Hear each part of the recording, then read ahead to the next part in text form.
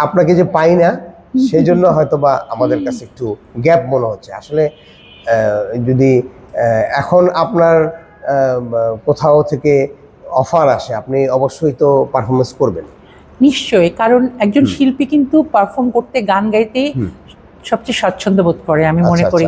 আর শিল্পীরা তার সৃজনশীলতার মানে প্রকাশটা না করতে পারলে একটা মনে কষ্ট হয়, এটা স্বাভাবিক। আমারও ভালো লাগে অডিয়েন্সের সামনে গান গাইতে, তাদের তাৎক্ষণিক প্রতিক্রিয়া দেখতে আমি খুব পছন্দ করি, আমার ভালো লাগবে বলে মনে করি। আচ্ছা আচ্ছা আচ্ছা আচ্ছা।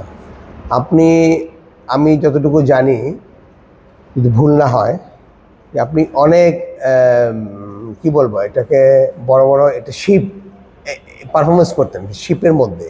জি জি, আপনি জানেন ভাইয়া, ইটস এ নাইস মেমোরি। এটা একটা বিরাট বড় ইনসিডেন্ট আমার জীবনে। এটা কি আমি একটু জানতে পারি এটা কিরকম ব্যাকগ্রাউন্ডটা?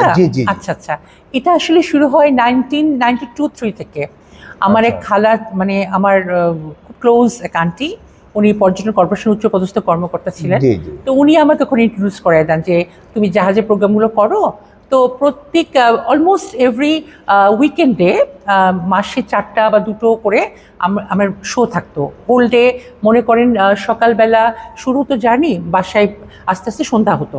তো এই সারাদিন জাহাজে থাকতে হতো এবং বিদেশি পর্যটকরা থাকতো। এই প্রোগ্রামে আমি, কিরণচন্দ্র রায়, শাহনাজ বেলি আর বারি সিদ্দিকী আমরা অংশগ্রহণ করতাম। তো ওই প্রোগ্রামে ভাইয়া আমি শুধু যে গান গাইতাম তা না, আমি অ্যানাউন্সমেন্টও করতাম, এবং এটা ইংলিশ অ্যানাউন্সমেন্ট আমি করতাম। পর্যটকদের সাথে আমার পুরো মানে বাংলা একজন করতেন আর ইংরেজিটা আমি করতাম, যাতে করে ইন্ট্রোডিউস আওয়ার কান্ট্রি, যে নদী, মাছ, মাঝি, নৌকা, এগুলো নিয়ে আলাপ করতাম আমরা। তারপরে এক ফাঁকে গানও গাইতাম। তো ওই সময়